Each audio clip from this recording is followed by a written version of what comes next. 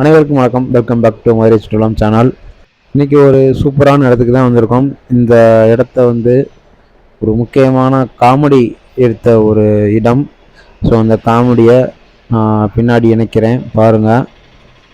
இதோட சரிங்க, வியாபாரத்துக்கெல்லாம் எந்த முயற்சி எடுக்கல. அது சரி, நாங்க விக்கிறோம், அதையாவது வாங்கி சாப்பிடுறீல, அது எங்களுக்கு லாபம் தானே. என்ன தமாஷா பேசுறாரு மாதிரியா? அப்புறம் என்ன கொடுக்குது? இது எங்க கொடுக்குது? நம்ம தானே அதை கொடுத்துக்கிட்டு இருக்கோம். அதை கேட்கல, மைலேஜ் என்ன கொடுக்குதுன்னு கேட்டேன். மைலேஜ் 50 கொடுக்குதுண்ணே. 50?